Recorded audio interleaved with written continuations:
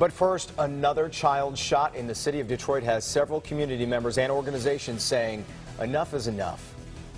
3 young children shot in the city, all within 1 month. It tops our news tonight at 6. The gun violence targeting children has community members now taking action. 3-year-old Anaya Montgomery killed on Easter Sunday. Last weekend, 6-month-old Miracle Murray was killed.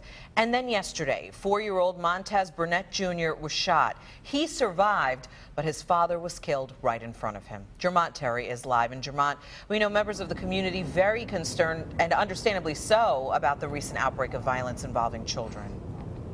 Yeah, you're right, Sandra. Not again. Those are the words I heard from police and neighbors when word spread that someone shot that 4-year-old while riding his bike with his father. But to truly understand why someone would first pick up a gun and then secondly aim it at a child, you have to understand the mindset.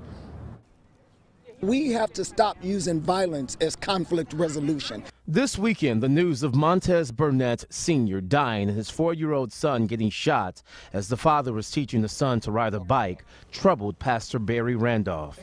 And this pastor is doing more than just talking. My life changed as the program changed. A few years ago, Dwight Ralston was a troubled teenager on probation and on the verge of dropping out of school. I would meet people and they would be scared of me and they didn't know me. It turns out Dwight didn't know himself nor valued life. One of those teenagers who really don't care about life. He shared some similarities to the young men behind much of the senseless violence plaguing Detroit.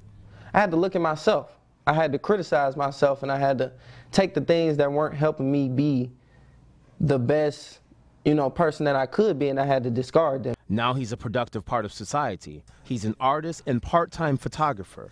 The change came when he walked through the Church of Messiah's doors on East Grand Boulevard. I know it works because, I'm living proof of it working. The church takes in troubled teenagers. Under the leadership of Pastor Randolph, these young men learn a simple message: someone cares.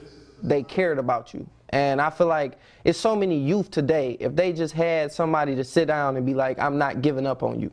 I'm not going to let you become part of the system. I'm not going to let you be a stereotype.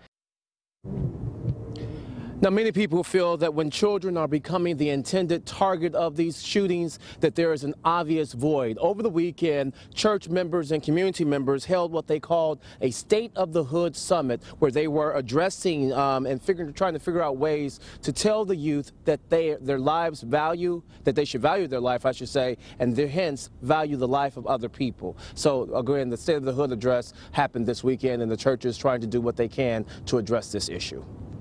And such a timely message, Jermont. Have we heard from the police chief? Has he talked at all about the violence from this weekend? Well, we know Chief Craig was very vocal last weekend when that 6-month-old was shot, and we are hearing that tomorrow the chief is expected to address the violence and potentially ways that they're going to combat it tomorrow in the press conference. So hopefully the chief and the department know that they have their hands full, but the chief is obviously and the rest of the officers a little upset and furious about what we've seen over the last couple of weeks, Sandra. Yeah, understandably so, and we will certainly have that news conference covered as well. All right, thank you, Jermont.